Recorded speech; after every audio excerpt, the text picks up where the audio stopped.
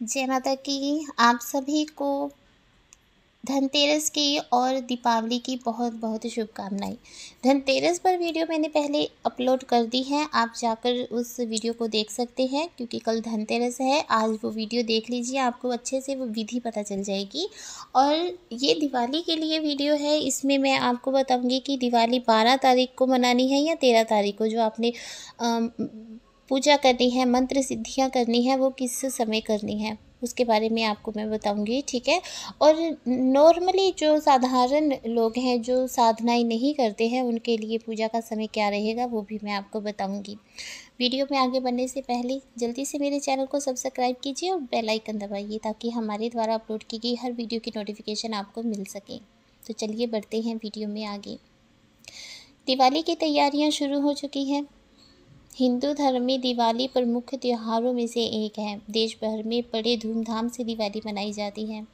हर साल कार्तिक माह की अमावस्या तिथि को दिवाली का उत्सव मनाया जाता है, जिसमें लक्ष्मी, गणेश, भगवान राम, माता सीता, माता सरस्वती, हनुमान जी के साथ साथ भूदेवी और कुबेर जी की पूजा भी की जाती है ताकि घर में सुख समृद्धि बनी रहे, बरकत रहे। जो भी आप पैसा कमा कर लाएं उस पैसे में बरकत हो, आपके फजूल खर्चे कम हो या ख़त्म हो, उसके लिए ये पूजाएं की जाती हैं।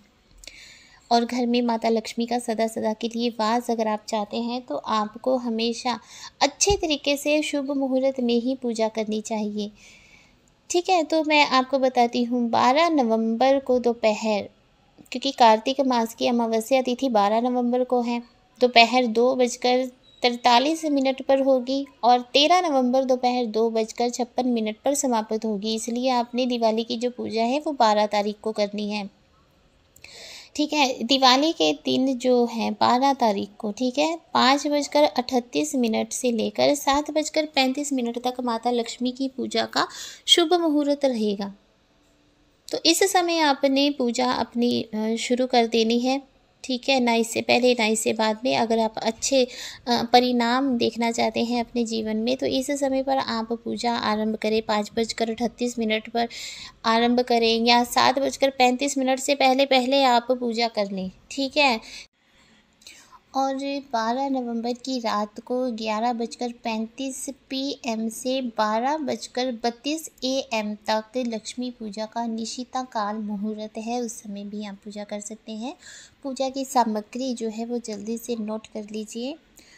धूप, दीप, रोली, कुमकुम, अक्षत, हल्दी, सिंदूर, केसर, कपूर, कलावा, दुर्वा, फल फूल, गन्ना, जनेऊ, पान का पत्ता, गुलाब और चंदन का इत्र, कमलगट्टे की माला जिससे आपने मंत्र उच्चारण करना है, कमलगट्टे की माला होनी चाहिए, शंख, चांदी का सिक्का, आम का पत्ता, गंगा जल, आसन, चौकी जिस पर आपने माता रानी को विराजमान करना है, काजल, हवन सामग्री, फूलों की माला, नारियल, लौंग, इलायची, वस्त्र, रुई, शहद, दही, गुड़, धनिया, धनिए बीज जो होते हैं, सूखा धनिया भी जिसको बोलते हैं, पंचामृत, खीर, बताशे, पंचमेवा, मिठाई, मिठाई कोई भी हो सकती है, सरसों का तेल, घी, मिट्टी का दिया।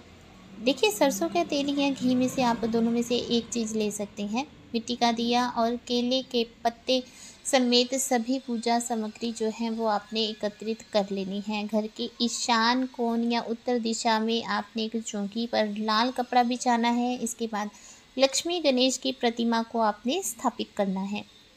सबसे पहले गणेश लक्ष्मी जी का आचमन करें, फिर गंगा जल में पानी मिलाकर आपने गणेश जी को स्नान करवाना है। उसके बाद लक्ष्मी जी को स्नान करवाना है। भूदेवी की अगर प्रतिमा आपके घर में है तो भूदेवी को भी स्नान करवाइए।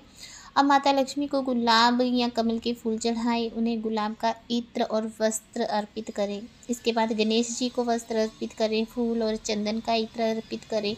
फिर लक्ष्मी माता और गणेश जी के सामने आपने पूजा की सभी सामग्रियां अर्पित कर देनी है, ठीक है। और अगर आपके पास भूदेवी की प्रतिमा है तो आपने भूदेवी पर भी वस्त्र चढ़ाने हैं, फूल चढ़ाने हैं, फूलों की माला चढ़ानी है, चंदन अर्पित करना है, भोग लगाना है।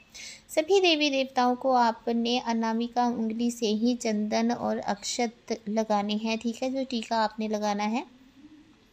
इसके बाद देवी लक्ष्मी और गणेश जी का विधि विधान से आपने पूजन करना है। पूजन के दौरान कमलगट्टे की माला से आपने मंत्रों का उच्चारण करना है, और अगर आप चाहें तो स्फटिक की माला से भी मंत्रोच्चारण कर सकते हैं। माँ लक्ष्मी और गणेश जी के समक्ष आपने दक्षिणा और रखनी है। पूजा के बाद मंदिर में दान कर दें उस दक्षिणा को। पूजा समाप्ति के बाद एक बार उनकी आरती, ठीक है। देखिए, माता लक्ष्मी की आरती हम लोग नहीं करते हैं, क्योंकि आरती का मतलब हमारे गुरुजी ने बताया था कि हम आरती जब करते हैं, जब हमारी पूजा सारी समाप्त हो जाती है, संपन्न हो जाती है, तब हम आरती करते हैं। और जो देवी देवता की हमने पूजा की है उनसे हम निवेदन करते हैं कि आप गणेश जी और लक्ष्मी जी सदा सदा हमारे घर में विराजमान होकर सभी देवी देवता अपने अपने धाम को प्रस्थान करें। हाथ जोड़कर इस प्रकार से निवेदन किया जाता है। तो इसमें माता लक्ष्मी की अगर आप आरती कर देंगे, इसका मतलब कि आप माता लक्ष्मी जी को विदा कर रहे हैं। इसलिए हम लोग क्या करते हैं, हम विष्णु जी की आरती करते हैं इस दिन। गणेश जी की और विष्णु जी की आरती करते हैं, ठीक है। अपनी सभी गलतियों के लिए पूजा अर्चना के बाद माफ़ी आपने ज़रूर मांगनी है, क्षमा याचना ज़रूर करनी है। माता रानी का जो सबसे प्रिय भोग होता है वो होता है खीर। इसलिए दिवाली के दिन आपने खीर का भोग माता लक्ष्मी को ज़रूर लगाना है। इसके अलावा आप पूजा में सिंघाड़ा, अनार, नारियल, पान का पत्ता, हलवा, मखाने का भोग भी लगा सकते हैं। माता रानी को, माता लक्ष्मी को मखाने बहुत पसंद है, जिसे फूल मखाने भी बोला जाता है।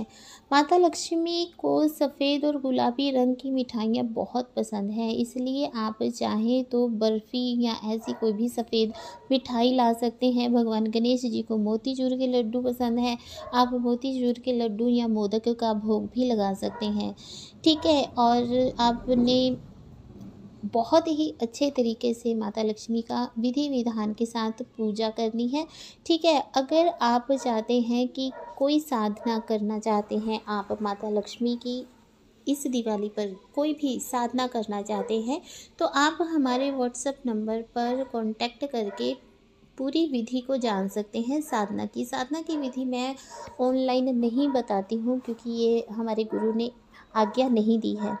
ये सामान्य विधि मैंने आपको पूजा की बताई है, लेकिन अगर आप साधना करना चाहते हैं तो उसकी विधि अलग होती है। तो आप हमारे व्हाट्सएप नंबर पर संपर्क कर सकते हैं, उससे मैं आपको पूरी विधि और मंत्र सहित आपको बता दूंगी और आप अच्छे से साधना कर सकते हैं। साधना करने से या माता लक्ष्मी की पूजा अर्चना करने से स्थायी रूप से माँ लक्ष्मी, भूदेवी और कुबेर जी का आपके घर में सदा सदा के लिए वास हो जाता है। तो ये बहुत ही ज़रूरी होता है। देखिए, सभी को करनी चाहिए माता लक्ष्मी की साधना। माता लक्ष्मी की साधना करने से माता लक्ष्मी की अपार कृपा आपको मिलती है, आप पर सदा उनकी कृपा दृष्टि बनी रहती है। अगर कोई ऋण आपके ऊपर है, कोई कर्जा आपके ऊपर है, तो माता लक्ष्मी उस कर्जे को उतारने में आप पर कृपा बनाती हैं।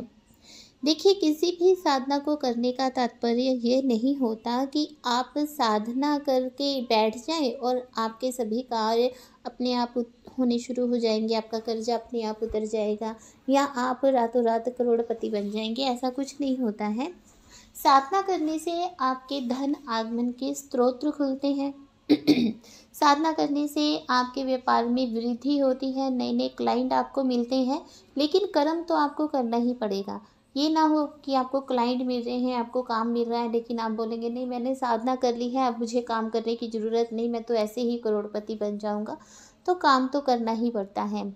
तो अगर आप कर्म नहीं करेंगे तो कभी भी आपको साधना का फल नहीं मिलेगा। साधना का फल चाहते हैं तो कर्म कीजिए, कर्म करने पर ही साधना का फल प्राप्त होता है।